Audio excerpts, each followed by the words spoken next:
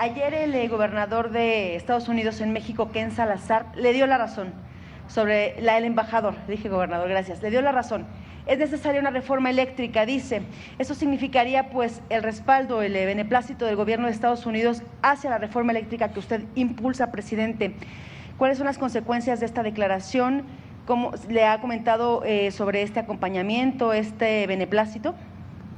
Pues yo agradezco mucho las palabras del embajador Ken Salazar.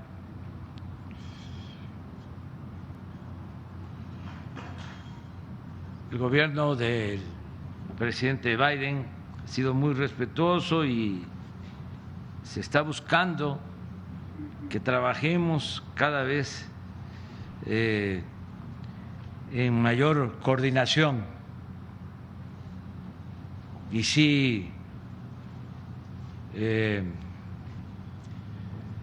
me enteré, me informé de sus declaraciones. Él fue legislador en Estados Unidos, senador de la República. Él sabe, como lo expresó, que es necesario revisar el marco legal constantemente, porque vivimos en un mundo cambiante, son nuevas las realidades. Cuando se aprobó esa reforma energética hace ya 6, 8 años, eran otras condiciones. Se apostaba a que desapareciera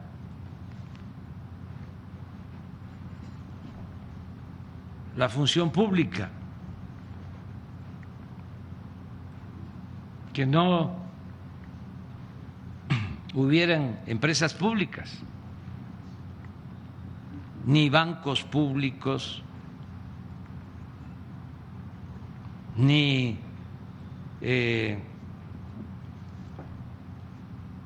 industria petrolera pública, ni industria eléctrica pública. Es más,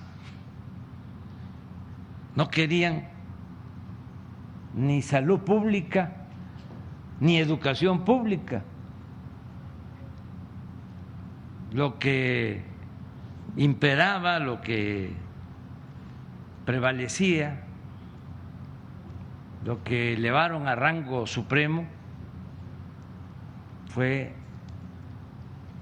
lo que se conoce coloquialmente como privatización, la transferencia, el traslado de bienes públicos a particulares, que todo fuese manejado por empresas privadas, por empresas particulares, que el Estado no interviniera en el desarrollo, incluso que incumpliera con su función social y que todo quedara en manos del mercado. Esa era la política. Eso es el neoliberalismo. Eso ya se aplicó en México, porque no es novedad, desde la época de Porfirio Díaz. Por eso hablamos nosotros que neoliberalismo es neoporfirismo, porque eso mismo es lo que se impuso en el porfiriato, del petróleo en manos de extranjeros, los ferrocarriles en manos de extranjeros, las minas en manos de extranjeros, la incipiente industria eléctrica en manos de extranjeros, las tierras también acaparadas por particulares, por grandes latifundistas. El pueblo esclavizado, los trabajadores sin prestaciones, aquí en Tlaxcala, en Puebla, en Veracruz, donde se desarrollaba la industria textil, salarios que no alcanzaban para lo indispensable, sin prestaciones de ningún tipo. No había ni siquiera un día de descanso a la semana. El que no trabajaba no cobraba ninguna prestación. Por eso fue el movimiento revolucionario, para que se garantizaran 8 horas laborales, salario mínimo, prestaciones, el derecho de los campesinos a la tierra, el que los recursos de México se utilizaran en beneficio de los mexicanos. Por eso se recuperaron los ferrocarriles, se recuperaron las minas, se recuperó el petróleo. Eso fue la revolución. Vienen los neoliberales y regresan al modelo porfirista. Y esa es la política, ¿no?, que se impone durante 36 años. En el Congreso modifican la Constitución, reforman los artículos que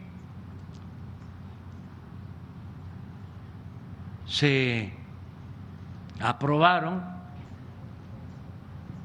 después de la Revolución. La esencia, la letra, el espíritu de la Constitución de 1917, que plasma los anhelos del pueblo que luchó la revolución. Entonces todo eso se modifica en los últimos 36 años. Siempre hablo de que sería extraordinario hacer un estudio de todos los cambios que le hicieron a la Constitución en el periodo neoliberal. Increíble. Para legalizar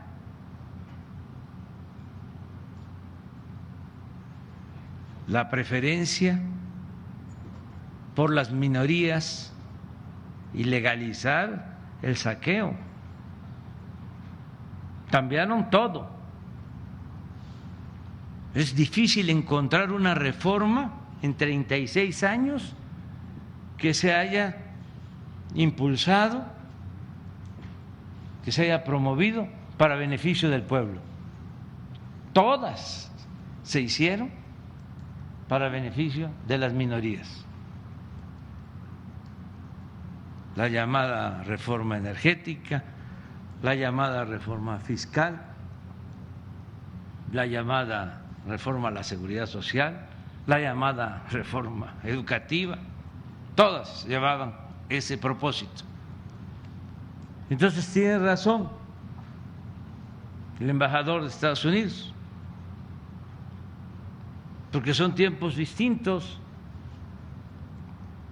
¿Por qué ganamos nosotros? ¿Por qué nos dio su confianza el pueblo?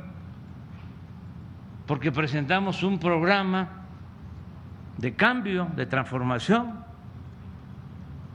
No engañamos a nadie. Nosotros no enarbolamos la bandera de la política neoliberal. Dijimos, vamos a cambiar la política económica, y es lo que estamos haciendo. Entonces, si hay una nueva circunstancia, se requiere una revisión al marco legal, y por eso es necesaria la reforma eléctrica, porque se hizo con otros propósitos, se hizo, para hablar claro, con el propósito de desaparecer a la Comisión Federal de Electricidad y que todo en el mercado eléctrico lo manejaran las empresas particulares, sobre todo extranjeras. Entonces, eso que fue un exceso, un despropósito por la ambición al dinero, al lucro, tratándonos a los mexicanos o tratando al país como si fuese tierra de conquista. La verdad que para algunas empresas extranjeras, algunos países nos veían como tierra de conquista. Era la segunda conquista, el saquear, el robar. Entonces ahora, pues lo que queremos es sin extremismos, hacer cambios en beneficio de todos, porque aunque parezca increíble, de continuar con esa política, todos, ricos y pobres, íbamos a terminar perjudicados, los pobres más pobres y los ricos más inseguros.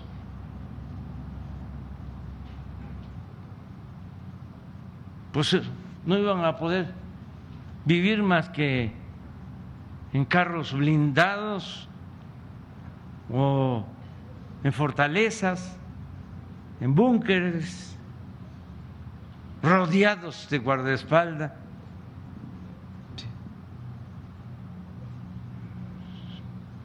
¿Por qué? ¿Qué produce, qué genera, qué origina la violencia? Pues la desigualdad, el empobrecimiento, la falta de oportunidades, la frustración de muchos que no tienen esperanza.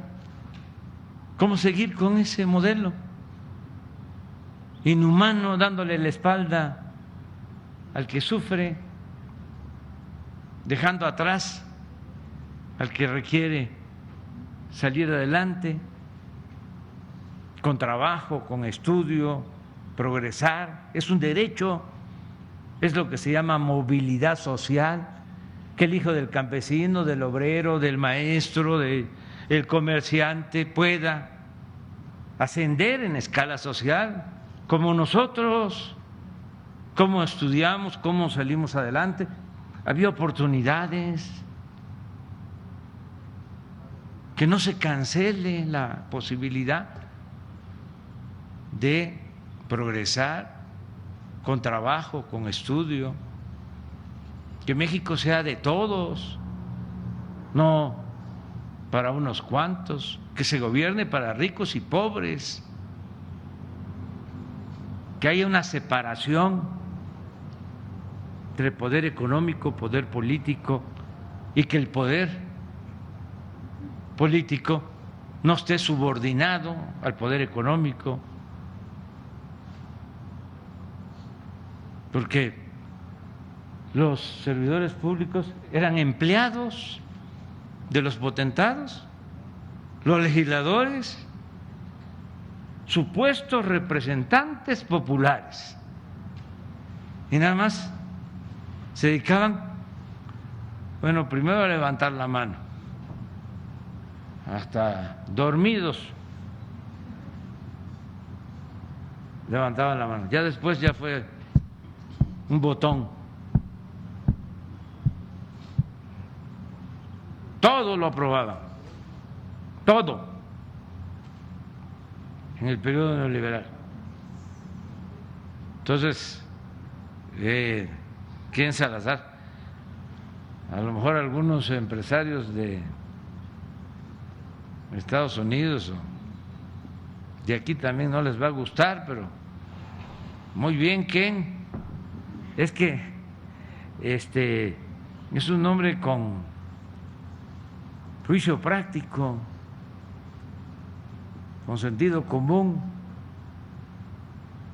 que es el más común de los sentidos. Y presidente, ¿hasta dónde